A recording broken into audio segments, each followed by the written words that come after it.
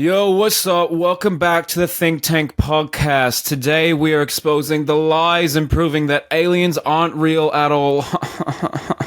We actually have a unit soldier in the chat. Meg, how are you? I'm good, yeah. How does it feel like working for a company that's not real? Oh, Explains the lack of paychecks, doesn't yeah, I feel like I should be raising issues with HR here, so you might be doing me a favour. Yeah, didn't the toy maker turn all your colleagues into balls one day? Yeah, I've got issues, man. Yeah. I shouldn't be there anymore. I should quit. Yeah. There's a massive HR case. Yeah. It's ridiculous. That's right. Welcome to Who's There, a Doctor Who podcast, where one of the first things your guest says is, I've got issues. Roll the intro!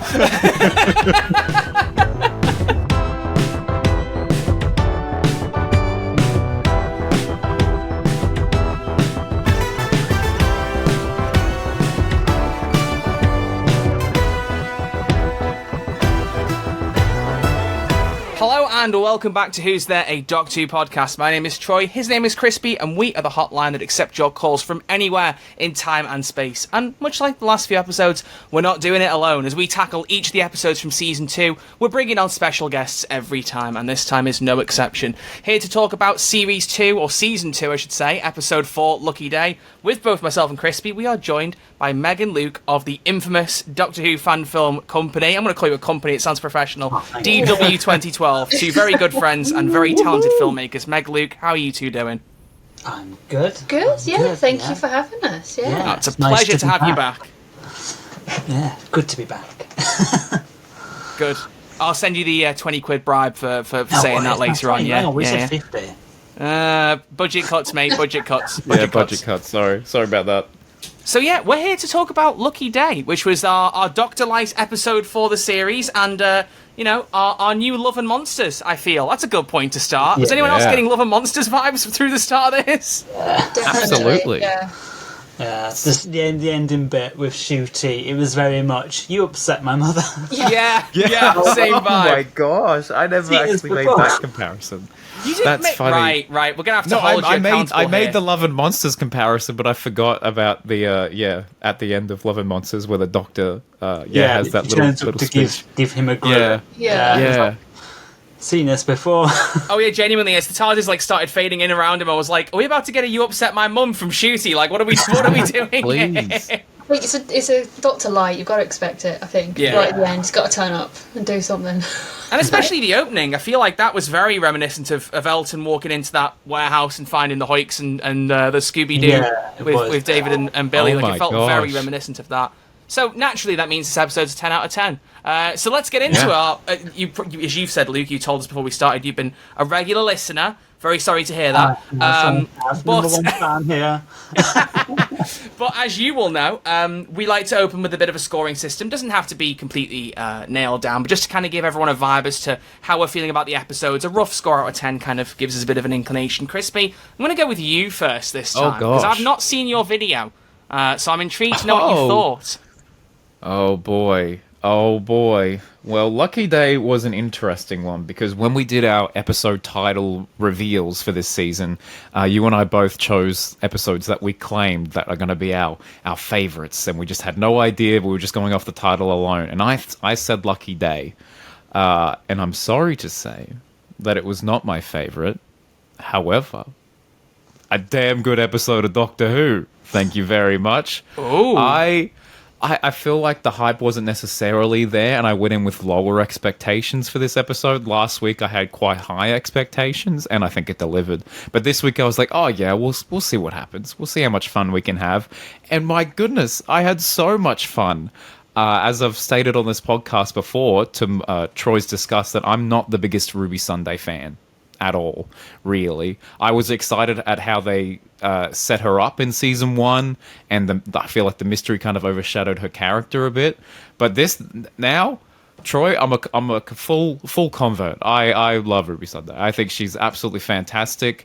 I think it really added a bit of much needed depth to her character, and I think it's such an interesting thing exploring life after the Doctor, and it's not so great because of course you would question things. I can imagine Halloween's a truly horrible time if you're a former Doctor Who companion and you see monsters walk in the street. If you're Yasmin Khan especially. Yeah. Trick or treat. Halloween, trick or treat. But yeah, I think this episode did wonders for Ruby's character, and I was not that was the last thing I was expecting. And oh boy, what a twist! I'm sure we'll talk about the twist and how all of that paid off. Because my biggest gripe halfway through the episode, I was like, I don't know if I believe this relationship. I was like, this it's a bit on the nose, and I thought we're gonna have this, Ruby and boyfriend defeat the monster of the week type episode. Sure, whatever, 5 out of 10 vibes. But nah, this episode really, really surprised me. And so, with that being said, in my review, I gave this episode a 7 out of 10, and now I'm gonna bump it up to an 8 out of 10 because after editing my review, I spent so long talking about how much I enjoyed this episode only to give it a 7 out of 10. So I'm going to give it an 8. Okay. A light 8. Thank you. Speech over. All right, what about you two? Where are you sitting on the scoring system? I don't think I loved it. I thought it's probably my favourite episode of the series. I don't know. I went in thinking it was going to be... I think because I've been enjoying seeing Belinda so much, I went in thinking I'm just going to watch it and then, carry on. And then obviously Ruby surprised me. I felt like you said, she had the most character development. It was her best written episode. And it was just, all the twists and stuff. It's just really good. And seeing Unit and stuff and just seeing life outside of the Doctor and what the public think and what that whole world is like. I'd like to give it a 10, but I don't want to be too generous. So maybe a 9. I'll put Give it a 10. Give it a 10, Meg. We love generosity here. Yeah, Troy gives everything a 10. Yeah. There we go. We got a 10. Pressure. This is where Luke goes 3. I don't want to give it a 10 and then 0 out of 10. complain about it. But there's certain bits, I'll give it a 10. There we go. Cool. Yeah, I think I would give it a solid 9. It was definitely up there with some... I don't know, it's if I come away from Doctor Who and I'm genuinely happy. I can't wait for next week. If I have that at the end of the episode, I know it was a good episode. I had it at the end of the well. I had it in this week. So I was like, it's so good. Unfortunately, I did guess about Conrad not being good because there was a post of him wearing a think tank cap, and the think tank was from Robot, the Fourth Doctor's era, and I was like, he's not going to be a good guy. I just know it.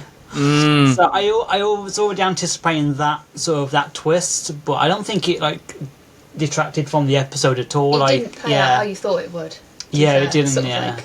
But no, I thought it was good. Yeah, I thought it was good. I thought Kate was very good in this as well.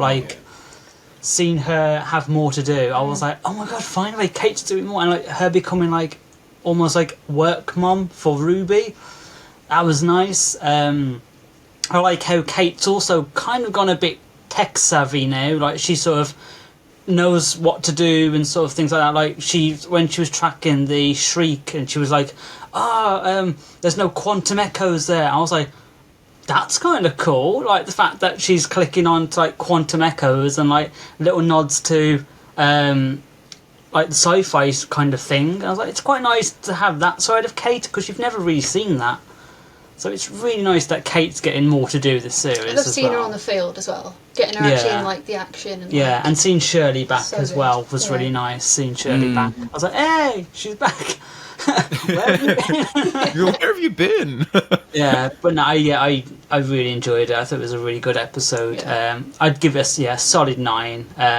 Wow. Yeah, no notes. I'm with you on a 9. I don't even know why. Wow. Normally I have a reason for why it's not a 10. I can't really think of one per se for this. Maybe because it's Dr. Light, but Blink and Turn Left I probably give 10 out of 10s to, and they're Dr. Light, so I don't really know. I don't think that's a valid excuse. There's something, I don't know. But yeah, Gemma Redgrave I think had more to chew on in that episode than maybe she ever has in an episode, question mark. I agree with that. There've been some moments so surprised earlier on in her introduction where she's had a bit to do, I feel but I feel like this episode she had them more than she's ever had, which I really, really liked. Yeah. It did feel I did. What was that, Meg? Sorry? It did feel like a sort of Unit kind of spin-off episode, or sort of the closest that we've got so far to it. It's definitely a setup for the war between the land and the sea. Yeah, it is. Oh yeah. Which we can get into later with a little special segment, because there's more that wasn't in the episode that leads into that our lovely Disco people have pointed out. Just a bit with the Colonel says to her that was too far, and she just like walks out. I was like, oh, like, there's gonna be nasty walks off. Yeah. I've seen that side of it, at least he's okay, and walks off. I was like, oh, Kate's being a bit more of a like, I don't give a crap about what. Yeah. Neil Patrick Harris threw me against a wall. I don't have mercy anymore. Yeah. It knocked much sense into that woman. She was like, well, I need to grab a backbone from somewhere. Yeah. You can kind of see like elements of her father coming through more there. I think she wants to live up to her father's like legacy. I think, and Yeah. anytime someone mentions him or like insults him, it really, It tickles something in her, and it's just like it makes her snap. It's I really hope they play into that in the spin-off. Like Yeah, as to her wanting to live up to her father's legacy. I think that's such a great angle. And every time someone brings up her father, it's just like, wow, you've gone too far. Yeah. Stepped on the wrong button there, buddy. I mean, it's kind of been a running joke that Kate's entire character is the Brigadier was my father. So it's quite nice that we're kind of moving past that, but they're playing more on it in terms of what they can get out of her character and like the triggers that she can have to sort of turn her character into like not a darker character, but like more how she responds isn't as professional as she probably would have dealt with it. And I think it's quite nice to see. It's a great storyline. That little side of her. Yeah, Very good. I agree. There's a It cat was in the interesting. background. I noticed Piper just kind of having a bit of a wander behind your Cyberman helmets. Yeah. He's like, I want to join. That's what we need. We need more cat content. It's fantastic. More cat content. No, keep them in. I think the interesting thing about the episode was I feel like it almost had like 3 different episodes in one at different points. Like I felt like going into it, like you said, Chris, was kind of going to be like the boyfriend story and like just having their own little romp, and then right before the reveal, and it was kind of that moment of, I didn't take the antidote. I wanted to be the big man in front of you, kind of thing. I was like, it's like someone trying to compete with a doctor and try and be like that kind of influence in her life and try and like be taught up. I was like, this could be interesting. And then it turns on its head again. It's like, no, he's actually like an insane conspiracy theorist. And like every single bit of it I loved. It wasn't like I kind of went, this is going in a strange direction. I felt like it flowed really well. Yeah, which is I think interesting. Pacing was great in that. Yeah, given the writer Pete Matag, he's only written Kablam and Praxius, which I don't know how everyone's thoughts on them, but I think definitely both have some issues of pacing in places. Like I really like Kablam, but the closing 10 minutes could have done with a lot more work. I feel like Praxis is a problem from start to finish, in my opinion. But be that as it may, point is like this. Definitely this his weakest script really by far. Yeah, I don't feel like there was any issues with like structure or anything like that. I really felt it flowed well, and if War Between the Land and the Sea is like that, that's going to be a really good indicator. I really liked that flow. Yeah. And the Ruby Sunday of it, as you said, I mean, I've kind of already been on record that I really like Ruby, and especially after this episode, I prefer her to Belle. I'm just going to be out there and say it. I like Belinda, I really, really do. But there's just something about Ruby's energy I've really liked anyway, and she just kind of stands out a lot to me. And I love that we've got more, like you said, there's more character development there. I just feel like, I think I texted to you two last night, there's kind of like an attitude I have of like, we've got such short seasons now, it feels wrong for someone to leave after one because you barely had them around. And especially after this, I'm like, well, I wouldn't have given to just have 2 seasons with you and just see where it went. It's a shame that the best episode is just like, in season 2 and she's not. It makes you want to see like the whole season of it. Make last season seem a bit of a waste because her character is basically like the mystery of like, it's the classic. Exactly right. Yeah. And it's a shame, but. Yeah, I think with Ruby with this, she seems more mature, more grown up. Compared to like the flashback scene with her and Shooty that they do, like her energy is like a solid 10. It's like just turn it down a bit, please. And then when you go back to sort of her in the present day, she's so much more calmer and more. I think that's quite nice to see that sort of that development of Ruby where she's a bit more mature now and not sort of high energy. Sort of thing, I think they've got Ruby sort of in a really good place at the minute. That might be why you see the development, why you think she's had development, because you've seen that kind of. Yeah, it shows like a refresh of it, sort of thing. That's absolutely crazy because even I noticed that because like in season 1 she's like, oh my god, the Beatles, like she's all like bam bam bam, and then when they did the flashback it's like, oh yeah, Ruby's back, and then when it cuts to now you're like, yeah, she's been through it, hasn't she? She's watched the universe turn to dust. There's a and she's way more soft spoken, which I kind of appreciated. I was the same when she came on, and I said to Meg, I went, gosh, I was like, they're so loud together. I was like, they are. I was like, Shooty. I think with Shooty, like Shooty's Doctor with Belinda, they match each other's energy, which is kind of a bit more calmer, and it allows Shooty to sort of like test his acting ability of going into sort of like darker tones and sort of like more serious tones, whereas with Ruby he has to match her energy, and if she's like a bumbling ball of energy, he sort of has to match that. So I think it depends on the companion on like how it works. Such an excellent point. That's a really excellent point. This is why we get Space guests on. Babies. I love that. I think of that. Like when they were picking the year in the TARDIS, and he's like, right, give me some numbers, and she's like panicking and giving numbers and getting louder and louder, and then she gives a 50, like 5 digits, I like it, like screaming along with her. Like there's a match of energy. You just can't imagine Belinda and the Doctor doing that scene. Like you just can't. Which I appreciate. I'm glad that they're like not cookie cutter companions. Put in 2025. She would not stand for Get that. me home. That's why. She would. It's so great. God, like, I don't care. She's just going to chuck out like today's numbers, and isn't she? Like, do that. Take me home. Yeah. I've got 2 numbers, 20 and 25. Let's go, please.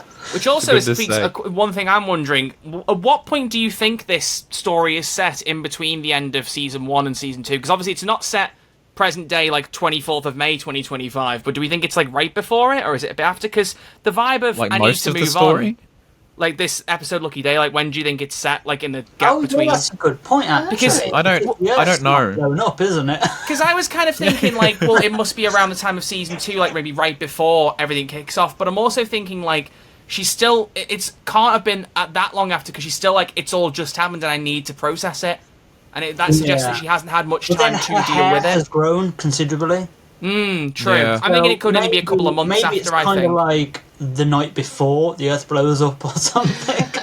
Yeah. Then again, she did mention Christmas. Actually, now I think about it in the podcast, she said she had a wild Christmas because her dad came into the picture. So maybe it has been a bit longer. And her mom was like, it would have been. It's definitely 2025, and that's a really good point because I thought that the episode was going to end with glimpses of the Eiffel Tower, getting destroyed and the Earth getting all messed up or something like that. But we didn't. Yeah, the Earth is still very much intact. No, it's just the Mrs. Flood of it all.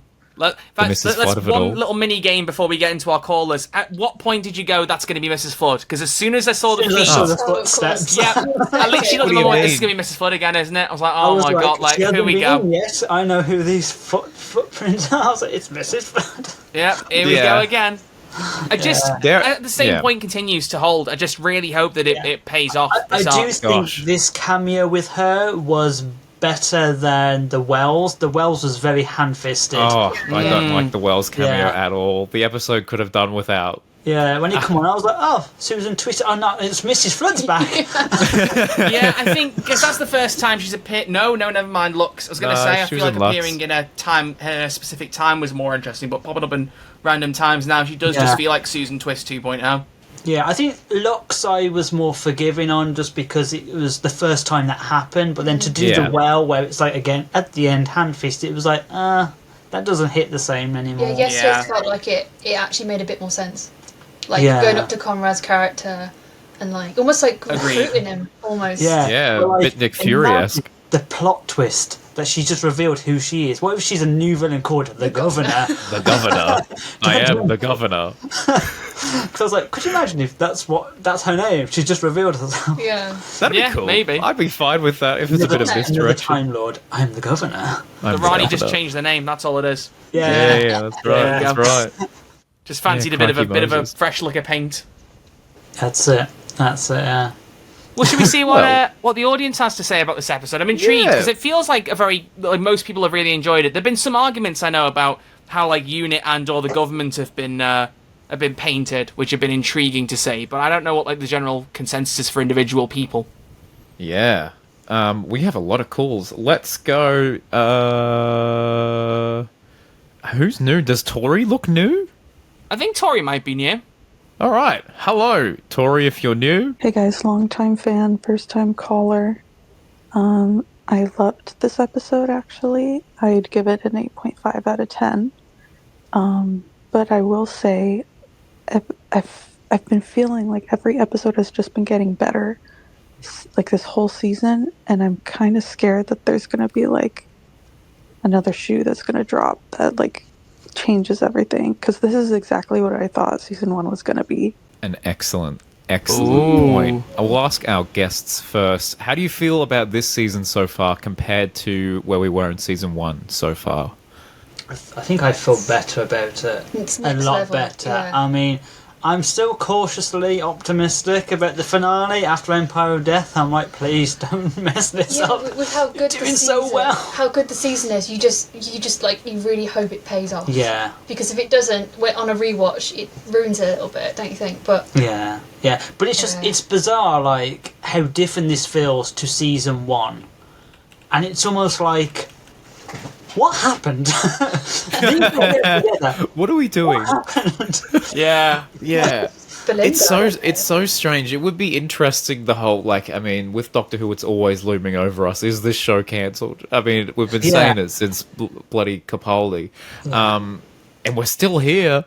Yeah. But I feel like if this kind of quality was in season 1, I feel like I'd be like, oh, we're fine. I don't care. Doctor Who will always live on. Yeah. I genuinely think, like, have you noticed the whole Doctor Who's cancelled has just disappeared all of a sudden? Yeah. No one's talking about it. So strange. Everyone's just enjoying the show. It's getting cancelled.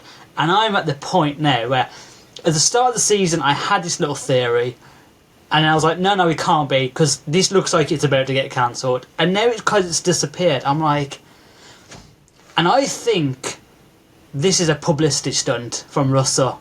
Ooh. I think he's deliberately said the right things to make people think this is going to get cancelled, because this is tiny, because Mrs. Flood says, oh, final show is the 24th of May, or whatever day it was in Lux. And I'm like, is this like a massive publicity stunt? I mean, he's all about publicity and getting like names out there and stuff. Like, Judy's doing Eurovision this year, like, which ties into the Eurovision episode. And that sort of stuff. It's mad. And I'm like, maybe he's saying all this stuff to like, to either one or two things. It's either part of the series, sort of like, maybe he's just desperate. With Mrs. Flood trying to like, cancel Doctor Who but kill Doctor Who. Maybe it's like a bit of social commentary on that, but also maybe it's if Russell's like, oh, if season 1 did do good, if I just say that season 2 is about to get cancelled, everyone would just watch it and it would do really well, and we'll get a 3rd season. So I was like, it could be either one, but I'm starting to believe it more now. Just with like Mrs. Flood mentioning about the final showing of, the final showing of the show will be on May 24th, she says? May 24th, yeah. Yeah, and I just think that's just, it's a strange thing to say. It would be such a crazy guerrilla marketing stunt for Russell, but I wouldn't put it past him. I would almost like put money on the idea that Russell was the one that leaked the TARDIS to Reddit to get some early reactions. That Russell, like, they do that, and they like put out fake news sometimes. Like, they were really pushing the Hugh Grant being the Doctor to kind of misdirect anyone. Well. All of that nonsense. I wouldn't put it past him. Sorry, Crispy. No, you're good. The bit with the fans as well in Lux, where he goes, R.I.P. Doctor Who. And I'm like, I'm starting to feel like Russell's made this part of like the marketing thing. I don't know, I could be wrong, but that's my theory. I love that. No, I love that. Yeah. It's been interesting also because, like, viewing figures, I mean, like, we've talked on the podcast before, viewing figures are not the metric they used to be. But, like, there's been a couple of weeks this season now where it's been like the lowest it's ever been overnight, and I've not seen nearly as much fuss over that as it was with, like, even if season 1 had a low number or Jodie had a low number. Like, I've not seen the same kind of fuss of like the numbers are really, really low, and I've only occasionally seen it kind of pop up in like a video thumbnail or something and gone, oh, it's still not doing well, because Doctor Who Twitter isn't enraged over it the way it might have been in previous eras, and I found that interesting too. Maybe Yeah, it's just the whole strange, isn't it? streaming thing, and people just think, they'll just Oh, watch, yeah. like all Exactly. involved at the end, or just Or sort it of could like just- a few days later. I don't know. It could just be the fact that this season's so good that no one can say anything else. Yeah, Yeah, like it's no, fine. It Who just happens cares? to have Let's to not get- comment on the yeah. views and the view figures, yeah. It's intriguing, definitely comparing to season 1, because I had to remind myself Yeah. which way around the episodes were. But yeah, by this point it was 73 yards was the last episode, which intriguing. Both of the episode 4s are Millie getting a big chance to shine performance-wise. Yeah. Yeah, and she's alone in a pub. There's some tension in a pub, definitely. Yeah, there's definitely a format happening. Like, Yeah. very similar to season 1, like, but just a bit better. Absolutely. I mean, like- Absolutely. Yeah, I mean, I've been on record as being a bit of a Space Babies enjoyer, even if it's not my favourite opener. I think it's perfectly fine. Sorry, I Thank do. you. Appropriate reaction. Yeah, I don't Appropriate care. reaction. I'm having more fun over here enjoying it. You do try you. to forgive you. But like, Disappointed. I definitely feel like the Lux was better than the equivalent of Devil's Cord. The Boom versus the Well is tough because I loved Boom. I really, really loved Boom. And See, the Well, I'm the opposite on these opinions. I think the Devil's Cord was better than Lux. Ooh. I don't have a full opinion on agree. Lux yet because Lux, I've only seen it once and I can't judge an episode until I've seen it twice. That's my rule. Fair. I have to see it twice Absolutely before I fair. judge it. Purely because if I miss one line of dialogue, that would make the episode make more sense. Take it first. Then I'm like, no, let me watch it twice. And then but I found that I enjoyed Devil's Cord more than Lux, but I preferred the Well more than Boom. I agree with that actually, So- and I quite like Wow. that. But I did like the Devil's Cord a lot. Yeah, I Intriguing. do agree. Yeah. Very intriguing. Oh, very, contrasting very opinions. intriguing. Blech. Blech. Though we love it. That's what this podcast needs. No, That's what it's we not. thrive Give on. us another caller, Crispy. Let's. I'm trying to. If you see any. Oh, first time. Here we go. 45 seconds though. Troy, is they going to pass? Are they going to pass? Broke the rules. They broke He's broken the golden rule. Not allowed to break the golden rule. So we're not listening to it. I thought you were going to play it anyway, but yeah. Oh no, let's sure. go. All right, this is Vamshi. Hello, welcome. Hey guys, love the episode. I love the exploration of like a postdoctor life. I really wish we got to see more of that from time to time. I loved how unhinged Kate was. It's very consistent to her character. And I really, what stood out to me this episode is kind of how like Ruby's age, like how young she was kind of being used to the episode's advantage to show like her naivety. Because I think that a lot of people relate when they're young to kind of being exposed to like the horrors of the world and like climate change and all this stuff, but finding it still kind of bewildering, seeing how people deny it and people manipulate facts and all of this stuff because they haven't been really exposed to that part of the world yet. So that was really interesting to see from her eyes this episode. Immediately, Conrad's "the grown-ups are talking" comes to mind. As like the age comment. Some brilliant That lines. guy. Yeah. Yeah, Oh, yeah. and what Can he we? says to Shirley is, "I'm sorry."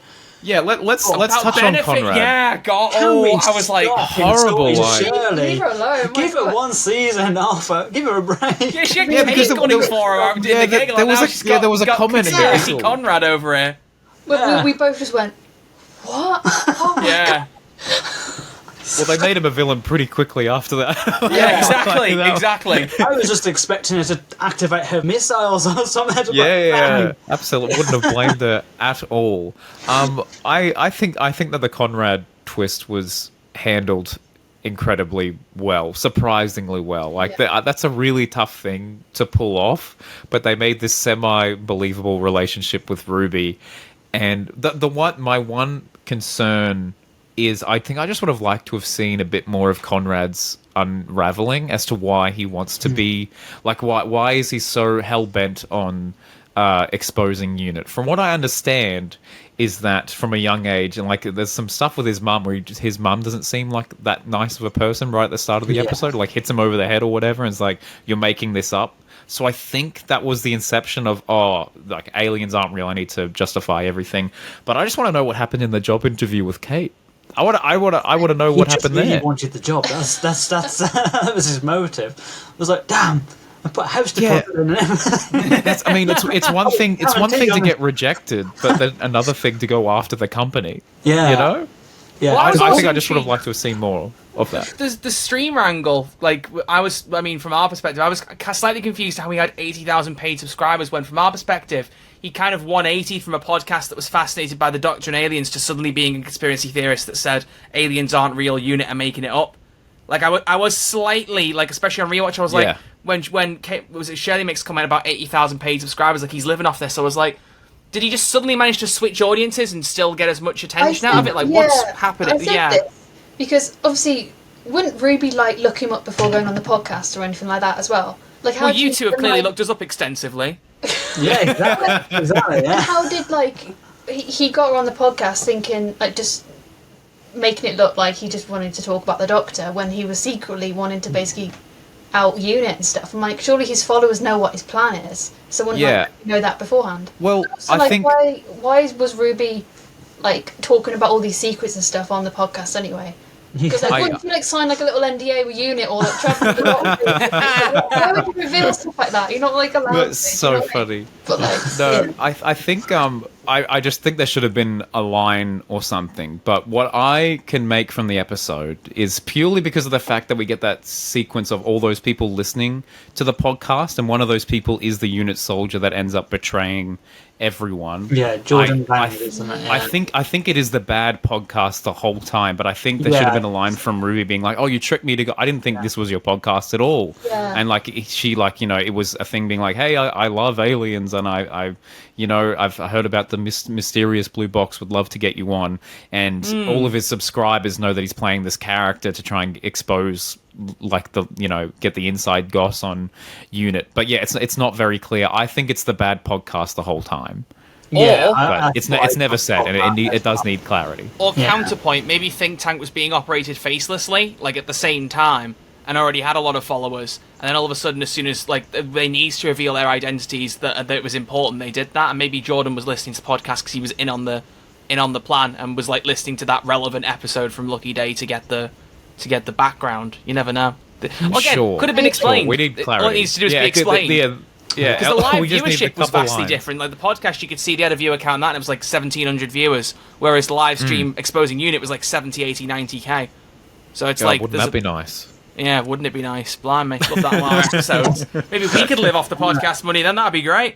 Oh, that'd be very nice. For 80,000 paid subscribers. Gosh, Wow. we'd be doing a lot. Patreon.com/who'sadw. Yeah, the weirdest thing I found about Conrad, he's wearing the same shoes that Shooty wears.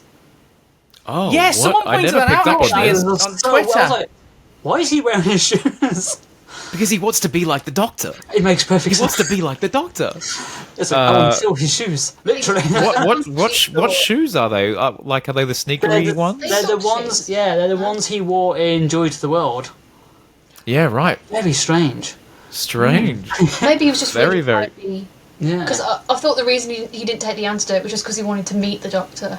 Yeah, That's kind of what I was that's thinking. the story I we did not thought. see Yeah. where. Yeah. Maybe I You're- don't know. that's- But no, it Such turns a out he's good just an point. idiot. Yeah. No. Just No, an it's idiot. just an idiot. Well, I mean, incredibly well played. It's a tough thing to kind of toe the lie of the, you know, bumbly romantic dude and this absolute Yeah, he played it very moron. well. Yeah. So well done there. Well done there. Hey, why don't we just do another caller, shall we? Any Maybe a names stand shorter out to one. you two that you want to pick on? Yeah, if there's anything you can see there that rings a bell.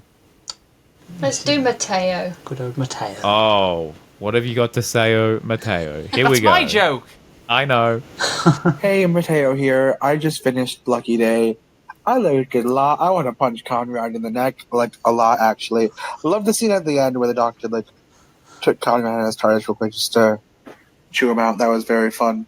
Also, this is way off topic of the episode, but, like, I was thinking, and why doesn't 15 remember what happened on May the 23rd if 14 is chilling on Earth currently? I feel like he'd maybe remember that. All right, peace. What do you mean by that? What Is do you this mean by based that? on the idea that the 14th Doctor living his full life, the memories of whatever happened there are already in 15's head? Because I don't buy into that at all. Yeah. Is that a common theory? I've never heard this in my Not life. heard that, yeah. I think Russell might have said something that hints at it. At the same time, he said that stupid thing of every Doctor bi-generated at the same time, which I've just chosen to also ignore, he much as I love the said man. He also said that 14 gets killed in Las Vegas, doesn't he? Las Oh Vegas. yeah. What was this? Which might make sense. All the floating debris, the Statue of Liberty, the Eiffel Tower. It's Las Vegas. It's not the planet. Oh, I don't know. Yeah, but Yeah, that's why he said he gets killed on the stratosphere. Yeah, he made some rubbish up, I think, in a magazine or something. Like, well, I hope it's rubbish. Again, like the by-generating thing with classic doctors. We see him at the end, and like he plugs something in, blows up, Vegas blows up, and then the debris goes off into space. And therefore you see the pyramids and like the Eiffel Tower and the Statue all together. And then you can tick him off your bingo card. Yeah, exactly. Finally, after all this time. Yeah. Wait. So the 14th Doctor is in Vegas. Yeah, yeah, he's in Vegas. And he's supposed to be like de-stressing, like he's supposed to be chilling. Yeah, I feel like if he's gambling, that is a high de-stressing intensity with a Buffalo situation. gambling machine. Oh, nothing better than it. Good grief. Yeah. Gosh, No, he just needs to stop. Like, I'm a big Russell enjoyer, but like there are occasional things. I don't know if you listen to this, Russell. Much love if you do, but like there are occasional things he says where I'm like, "Come on, fella, come on!" Like, we're not serious, are we? Here, we're not being serious. He's watching right now. He's going, "I'm delighted." He gets the, this is how you know he's a listener. He gets the bits. Ding, ding, ding. He gets the bits. Ding, ding. Well done. It's the only Welsh we can do. But yeah, I was hoping someone would bring up the shoot you see in the TARDIS, like just specifically because that performance, absolutely. like.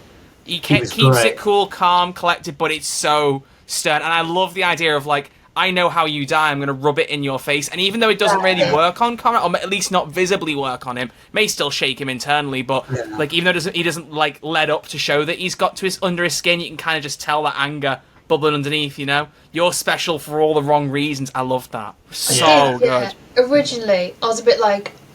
I didn't like that scene, but like when he turned up and he was like materialising around him, he ended up in the TARDIS. It felt like a little like reward for him to be in the TARDIS. But then as the scene went on, I was like, oh, I'll take it back. I was like, he deserves it. And also, Conrad probably would think it was some kind of he kind of thought it was a hallucination. He wouldn't appreciate it for the honour that it was anyway. Yeah. So as well. Yeah, the fact that the Shriek actually took off his whole arm and then they've reattached it with alien tech. Yeah. So is that, awesome. I was thinking it was just like the injury had just like he had something to heal it, but that's not the implication. I reckon it took the arm off. True, yeah, I hadn't thought of that. Like that's how he survived, using alien tech to like heal Oh, himself. beautiful! Yes, the beautiful irony of that. He just looks at them and goes, "Which B&Q did you pick this up from, then?" Did you guys clock that Conrad was the guy who told the Doctor about Belinda? Yes, because that is fascinating. At the start of the series, because obviously we knew about Conrad being in episode 4 and in the finale, and I was like, he's obviously an important character. He's got to be something. When Shooty says to Belinda, "Someone told me about your name," I was like, it's got to be him. It has to be him. And then when it happened, I was like, oh my god, it is actually him. He actually did tell. Because at first I was like confused for like a split second. I was like, huh? Wait, I thought you couldn't get back to Earth. And I was like, oh, this is set before Robot Revolution. Yeah. I'm just on the we knew he was in the finale thing. What did we know in that regard? Yeah, so he's popping up in the... I mean, obviously this proves that he's coming back in the finale because Mrs. Flood's dangling the keys. Yeah. Like, I can get you out, but she's recruited like the perfect person because to go after the Doctor. Yeah, well, that's what I'm taking from it. I think. Oh yeah, no, he's I going to be mean, Team Mrs. you already knew Flood. ahead of time he was in the finale. I don't think I. No, I think there was a couple of filming pictures of them filming the finale. And he popped up. See, I have all the filming stuff muted now at this point. Ever since I saw the picture of... God, you two. No, ever since I saw that picture of Shooty and Verada running out of the cinema with Harbinger on the top, I was like, I need to stop seeing these pictures, and just muted, leaks, DWSR, everything. I just muted it all. Enough. I mean, I don't think it's a spoiler now with that scene with Mrs. Flood. Not at all. No, I agree. That he's definitely coming back. You're good. Don't worry. Yeah, that's cool. But, I was like, that's kind of cool how they've tied that back and that all links up. Yeah. And the lighting in that TARDIS, I was like, I don't know why they don't have that lighting the whole time. Like I've seen the one that we usually have. That's one thing I have seen over the weekend. So good. The one we have all the time is like, so you're sitting in a dentist chair, don't you think? Like it's way too in your face and like clinical and clean. Yeah. I really enjoy, you know, the more atmospheric bright- lighting. yeah, I mean, yeah, exactly. Yeah, it's very nice. Yeah, No, but it's good. I think that was the one scene I've watched, and I've gone, there he is. Yeah, that's a doctor. Hello. That was his definitive Hello, how you moment as doing? a Facial doctor, I think. expressions and like. Oh, I sometimes love him. You just even have I to love say shooting. words Yeah, and you know, the like. fact, when Conrad laughs in his face, and his eyes and his reaction is like, oh, You're like, you don't he's want to not cross him. happy. Yeah, Someone something compared that snaps. to the quote in, was it The Family of Blood? It was like, you know, he never raised his voice. That's the thing about the fury of the Time Lord. And I was like, Yeah. oh yeah, that's ooh. Yeah, I love it's that. like this. The scene really could have, like, he could have been like absolutely shouting, like, you know, like giving a huge over the top performance, like we have seen, and that's not a bad thing. But the fact that this was more reserved made it 10 times more frightening. Yeah. You're like, oh yeah, no, Yeah. that's a I really think it was mad the Time whole, Lord. like sitting down with your head teacher and they're being like, Oh, I'm not angry, I'm just disappointed. It's like Yeah. that level. brutal. Cuts way deeper. Yeah. Oh, It was man. so serious and so subtle, and it was like, more impacting and more powerful. I did love that Conrad like didn't just change his mind and be like, oh Ruby, I believe you, aliens are true and all this sort of Yeah. stuff. Because Yeah. like it's kind of what you thought would happen. 'Cause that's what Doctor Who is about, I guess. But then like, I just love that it kind of confirmed that like, I don't know, that conspiracy theories are kind of always out there. Yeah, And, like, there's some people you can't convince. Yeah, realistically, if there was a live stream of UNIT and that alien came out, that wouldn't convince the public that that's. No, No. they didn't know filming In fact, Doctor Who. It would make it worse. It's still the Conrad's an actor, everything's set up, that this is a person in a costume. Like that would yeah. actually make it worse, don't you think? So like, I quite like he didn't have this I mean, resolution. the fact that he got his arm bitten off, right? He got it in his face, the shriek. He didn't believe it. Got his arm bitten off. Still didn't believe it. Got landed in a TARDIS. It's like, what more do you need to believe that aliens are real? It's fantastic. It's funny It's how fantastic. stubborn So he good. is. Oh, frankly, Luke, I cannot believe there are people on this planet who never listen to reason, despite getting given all the facts in the world to prove one way, that crazy, still isn't think another way. No, those people don't No. exist. They're not No, real. this is a work of fiction, Troy. Oh, This is a work of entirely. fiction. Not based on real Yeah. life in the Well, you started slightest. conspiracy right now. No, those people aren't real. What are you talking about? Come on. They're not real. They're They're not real at all. Yeah, it's probably the same people who say Space Babies is really good. I mean, come on. Yeah, those people aren't real. Hey, Troy, to make you feel better, you want to play bingo? No? Okay, everyone, thank you so much for listening to Who's There. We're kidding. We're kidding. Troy, I'm gonna play the bingo intro, shall we? I'm being bullied. Here we go, everyone. Let's play some bingo. Bingo. What? Bingo. What? Hello, everyone, and welcome back to Bingo. If you don't know, we have a little bingo board with some predictions of things that's gonna happen in season 2, and it hasn't been going very well the last few weeks, but I feel like we can tick some off today. Let's do it. Let's give it a go. How do I share this bingo board? Oh, it's fine. another I question. already shared it with the relevant parties. You know, I'm just still sinking in my sullen sadness. I'm trying to do alliteration Well- here. So I've sent the bingo card to both of you, the current most updated version, which will appear on screen now. So you can see that we only have a couple of things ticked off, and I think, you know, as Crispy said, you know, this hasn't been going so well. But I think maybe our least accurate predictions for a bingo card so far. Although, to be fair, a lot were based off calls, so I'm going to blame you lot, because it's never my fault. But we have got a couple we can tick off today, so let's have a little look over, and then we can talk, because I want to present one immediately, which may not be the one that you're expecting, because there's one I think that's fairly obvious we can tick off. But I did see in the Who's There Discord that a quote was shared from Pete McTagg. No source on the tweet as to where it's come from, but there's a quote that says, and it reads, "There's no question that Kate goes too far when she unleashes the shriek. It's a calculated risk, but it's a very risky move, and it's the beginning of a story that has repercussions beyond the episode, beyond the season, even beyond this show." I don't know about you, but that sounds very much like a tie-in to the war between the land and the sea. Yeah, cross that off. Cross We that can off. I want cross to that see off. that. I will cross it off in post. It'll be ticked off. It'll be gone. Are you too excited for the war between the land and the sea? I am now, knowing that that's kind of what is going to be paid off. Because you know more about it, because you don't know much about it. And like, I want to see more unit stuff. It's just like, I don't know, it's just really cool. Yeah. Loving it. Yeah. Yeah, because we haven't even had a trailer yet, or episode titles, or when it's even coming. So it's like, yeah, now there's like a little bit. It's like, ooh. If we get more of Kate. Yeah. Give me more. And if it's Kate written being like Kate, that as well, that'd be really good. And it does also go back to what you're saying. You think a lot of the marketing's planned at the minute, and that I haven't got much to say about season 3 because, like, surely if there was going to be any kind of a risk of this happening, they wouldn't have a spin-off coming out immediately after season 2, and that'd be the last thing you see for ages. And we have got the cinema release again. I still wonder. I mean, whether it's surprise generation from Shooty or not, whatever it is, like.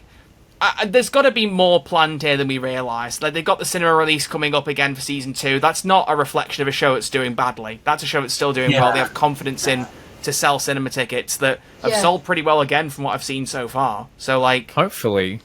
Yeah, I saw that they made, like, £400,000 last time from the cinema release or something like that. It's from like a show that is free to watch in the UK if you have a TV licence. Yeah. Like, if you pay for a TV licence. yeah. But basically, effectively free to watch on, like, standard British network TV. So, like, if people are paying to go and see it in cinema, that says that there's still a lot of love there. So, either way, that's our tie-in. What else can we tick off on the board? Troy, last week we had a few people in the live chat saying we need to cross off dance number. Why? Because of a couple of weeks ago with Mr. Ring-a-Ding. Is that... I would say he's dancing. That's a full dance number. That's like cabaret. Troy, we are scraping the bottom of the barrel here, but we have to do it. The thing I'm thinking is dance number to me feels more like what you had in The Devil's Chord, rather than just a cartoon singing his own theme and doing a bit of a cartoony move to it. Like, it doesn't feel like a dance number. Pick off your bingo card here, Troy. Yeah, Troy, I'm helping you here, brother. Troy, last season, like... You really pushed that bingo card. You're like, well, we pushed it to its limits. We could maybe tick off this. Yeah. I tried to say regeneration real or fake out for looks, and Crispy shot me down, so I'm shooting him back down on looks as well. Oh my gosh! Oh my gosh! All right, that's fine with me. That's fine. The best episode is guest written. Ruby's return. Well, I mean, arguably so far, yeah, maybe. But then the well was very good. But then that was part it of was it. I don't know. good. I think wait till next week's because that's sort of like the next 2 are guest written, aren't they? Like fully guest written. Yeah. So that might be quite an interesting. Yeah. Take. That's true. I suppose you could tick that off if you look back and go, actually, no, that was the best episode written by a guest. Tick it off. Yeah, it's probably going to be more a retrospective. But then, is that the best episode compared to the rest of the episodes of the series? It's like, would you prefer Looks more than Lucky Day? It's tough. It is tough. But you can tick off Ruby's return. That's the one I was looking for. Yeah, nice and simple. Her return was indeed a Dr. Light episode. As long as it's the only Dr. Light one, which I think it will be, that's all right. It has to be. Yeah, it can't. Like, if we have another one without him, like, come on, we can't be doing that. We're in trouble. We're in trouble. There's not enough episodes for that to happen. What about less TARDIS interior scenes? Yeah, I'm confused. We put these on and I can't remember what the parameters were. I think because last series there was hardly any TARDIS. The TARDIS hardly appeared in like Boom till like up until Rogue. There was like a gap where it just didn't appear. Was that just like one TARDIS scene? Yeah, right. So we had the argument that someone in the call-in was like, oh, we might see more rooms inside the TARDIS. And I was like, that's not going to happen because they said the budget will win the main console. Yeah, put it in. Yeah. And then Crispy was like, oh, I think we'll still see less the TARDIS interior again, even though like it's season 2. And I was like, really? He went, yeah, put it in. I'm so wrong. He's so wrong. And I knew he would be. And I'm glad because I love seeing him more of the TARDIS. So those two are just incredibly contradicting. And neither are true. And neither are coming true. Yeah, we've really showed ourselves before. I may end up giving you the dance number 1. I may end up giving you that at this point. We'll see. Yeah. We'll see. I'll talk to you at Wishworld. All right. Fair enough. Right, that'll do. I think that's bingo for us today. I think that's bingo for us, yeah. And that wraps it up very nicely. Wow. What a segment, huh? What a damn segment. I love it. Should we do one more caller and we'll give our final thoughts of this beautiful piece of television? I suppose we could. Yeah, why not? Yeah, why not? Scroll through. Who have we got? Who was one of the earlier call-ins? Where does it start? Dr. Master is usually she's the first one to call in again. 2 calls. She's a reliable. Yeah, she's got a call in and a PPS. There's a PPS. Ooh. Yeah. Okay, well, let's do it. Fine, we'll do Dr. Master. Go on then. Let's see what she's got to say. Indulge us. Last week, Dr. Master was not a fan of the well at all, so we've got no idea what Dr. Master's going to say. Anyway, hello, welcome back to the show. Jonah Howard King devoured that. Gemma Redgrave devoured that. Ncuti Gatwa devoured that. Millie Gibson devoured that. Oh my god, such good tense moments. The ending scene with Conrad in the TARDIS. What else? The stuff with Kate and Conrad, loved it. So good. You can tell this is the first call because she clearly just had the credits roll and went, call! That was pretty much everyone's immediate reaction after watching it, going, oh my god, this, I want to talk about it. Bleh. Wow. Yeah, great performances this week. An excellent call-in from Dr. Master. What was the PPS? Go on, what's her let's add-on? The PPS.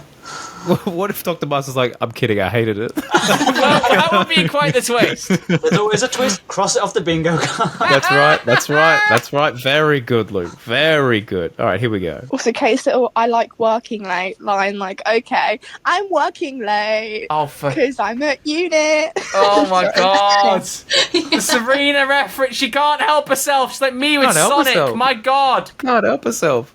Wow, well done. Actually, making the twist at the end thing, we could even go back to bingo because they are treating Mrs. Flood like Susan Twist now, with her appearing at different times. Yeah, there's a twist. So she is the twist at the end. Oh my gosh. Wow. Maybe we take that off on the card as well. She's Susan Twist 2.0. Sure. Oh no.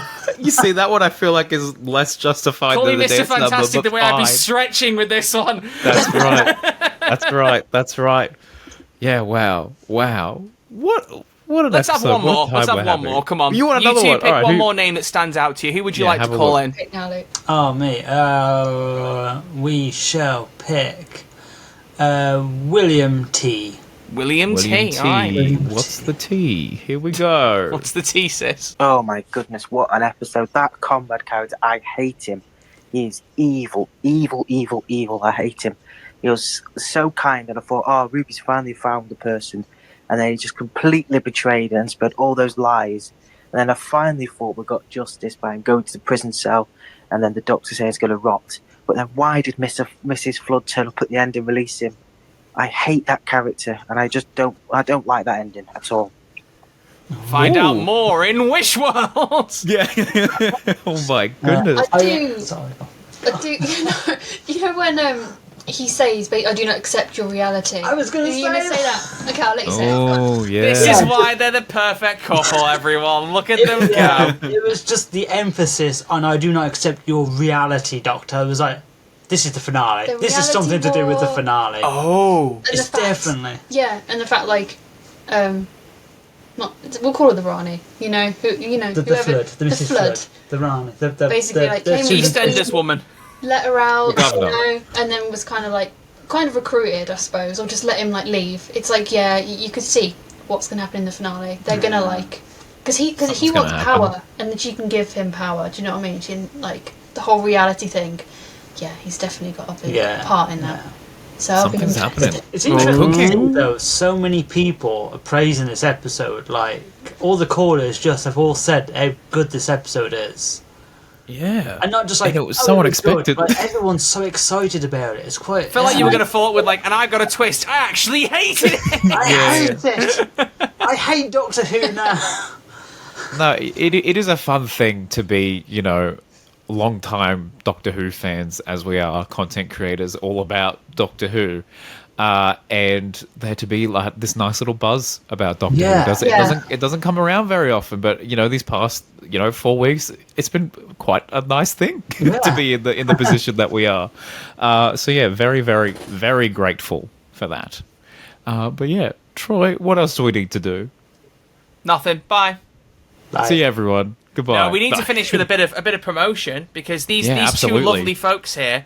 Not only are they here to give their informative opinions on Doctor Who, they also have their own Doctor Who they like to cock up. So I know you've been here before, and some people will have heard this, but can you just give everyone the elevator pitch for DW 2012? What do you do, and also what's coming? If you can tease anything, please. I will try my best. So we make a Doctor Who fan film series. We've been going for 12 years. I heard your back crack as you said that.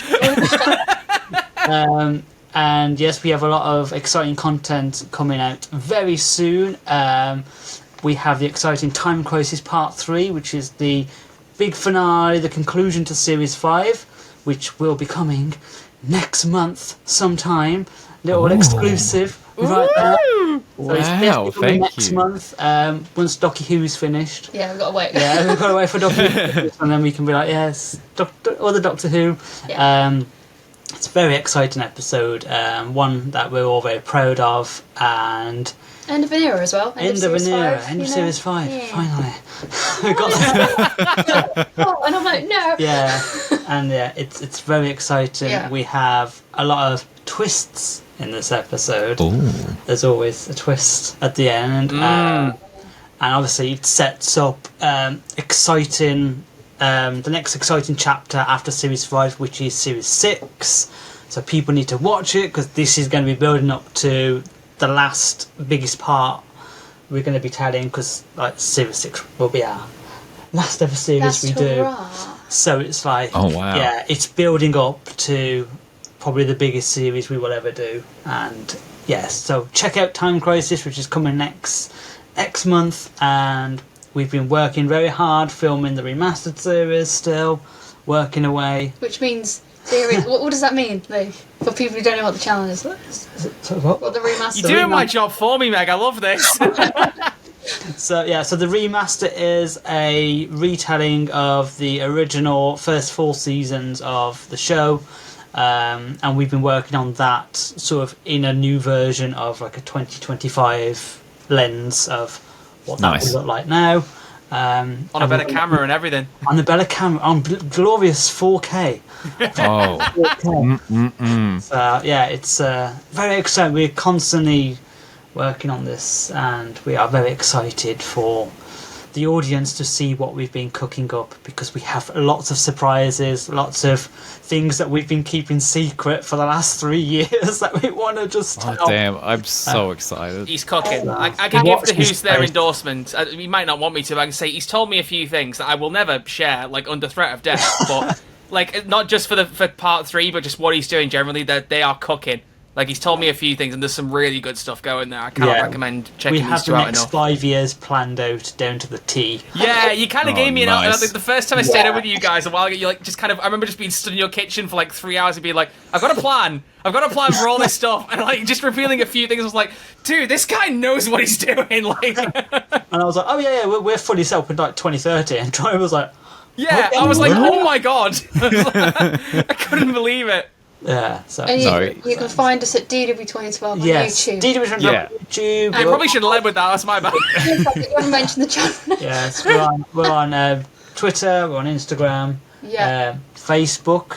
If anyone's still on Facebook these days. Patreon. We're on Patreon. Yeah. Patreon. Please come over to the Patreon, because it's very expensive to make an 8-episode Doctor Who series with no budget. Just ask Russell. Yeah. But now he's got money now.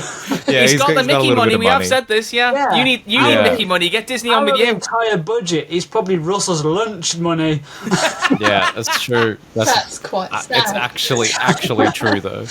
Yeah, no, it can't be understated. These guys are the absolute kings of Doctor Who fan films. You're like in a league of your own. I've been watching you for years and years and years. I'm actually going to share a tab right now that I found from old Crispy Pro video. There you are, 10 years ago. Doctor Who best fan film. That was such a yeah. I've been watching you guys for so long, and just seeing you guys level up, it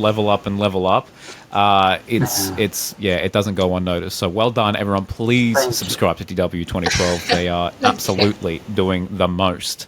And while you're there, subscribe to Who's There. But mainly DW. Yeah, subscribe to the guest and then subscribe to us.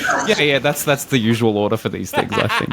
But yeah, no, thank you so much for being here today. You two are absolutely brilliant. Thank you guys for having us, and for the cheeky plugs as well. It's very nice. Pleasure to have you as always. No worries. And I'm still can't wait for David Tennant is my dad rap. I can't wait. The Well, official now it's happening. It's locked in. Soon as season 2's over, it's out there. It's out to the world. Yeah. Yeah, it'll be good. It'll He's be good regretting to have promising that that, out. aren't you? It'll be good to have that out into the world. Yeah. How much are you regretting it on a scale of 1 to 10? No, it's fine. It's pretty catchy. It's a I'm great happy video. with it. I love it. It's a fun little song. I would love to be able to, like, if we ever do like a Who's There in person, like in the UK thing, I would love to like set up a band just for that one song and we could perform it. I'm very good on the triangle. I think. Oh, that's good. Hey, there we go. One member of Meg, the you got any band. musical expertise? Me? Yeah. I'll do some very good backing vocals because I'm Perfect. very good. Perfect. Troy's very good That's at all we backing need. vocals. He gave us a good rendition of George's theme at the wedding. Wow. Look at you go. Look at you go. What can I say? Yeah, I still want to do this musical episode, Troy. When we'll get you in to do a musical episode. Hey, you get that'd me be- in there. I'll play whatever part you want. You have me on board. I'll do it. Let's go. First Yeah. musical Doctor. Yeah. Be awesome. That'd be Oh my god, awesome. that'd be good. That'd be good. Well, we gotta wrap this up, Troy, or do you just want to be in the moment? You seem very I'm content, living. Troy. I'm having a good time, man. I'm having a good time. I'm having a good Sunday night. He's vibing. Yeah, I'm He is vibing. I'm having a absolutely good vibing. time. It's nice. It's nice. No, we should wrap up so everyone can get to sleep. That's, I think, quite important. So, well, Crispy can get to work, but the rest of us can get to sleep in the normal times. You know, Yeah. our time zone's more important. There's 3 of us versus 1 of you, so you lose here. Oh. Yeah. Sorry. My bad.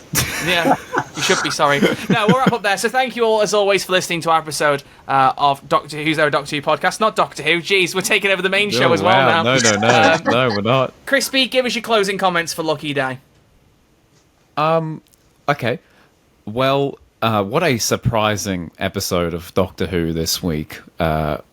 Ruby absolutely ate up the scenery. We had a really mean dude in Conrad.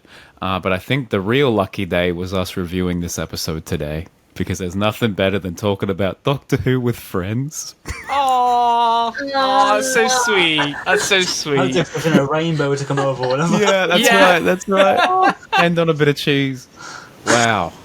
All right, wrap this up, Troy. Let's get out of here. All right, thank you all very much for watching. See you later. Goodbye. No, thank you all for listening, as always. And thank you once again, Meg and Luke, for coming. We really appreciate you swinging by once again. It's always nice when someone comes back, 'cause it means they didn't hate their return first guests. time on the podcast, you know? Thanks for asking us back. Thanks for asking us back. I'll give you 30 quid now, Luke, okay? You're not getting 50, but you'll have 30, okay? Oh, God, I'll take it, you know. Yeah. All right, 35, Perfect. fine. So we'll see. a musical number. There you go. That's a good deal. That's a good deal. Yeah, all right, send me the contracts over and we'll make it happen. Well, we will see you all next week. We'll be reviewing The Story in the Engine, I believe is the correct name, yeah? Exciting times. Who's our guest for next week? I've got no idea. Well, you're telling me that you don't know? I can't remember what the order is of So anyone. you're asking me who knew about it? Oh. Winky face. Okay. Yes, we will be joined by the wonderful host of Who Knew a Doctor Who podcast, none other than Mr. Josh Carr. He'll be here That's to review exciting. The Story and the Engine with us. So until then, it is goodbye from Meg and Luke. Goodbye. Goodbye. Thank you. Thank It's you. goodbye from Crispy. See you later. And it's goodbye from me. Goodbye. See you all next week. Alan Z, baby. Hashtag expose unit. What? Expose unit. We stand with Unit. We stand with I unit. stand with unit.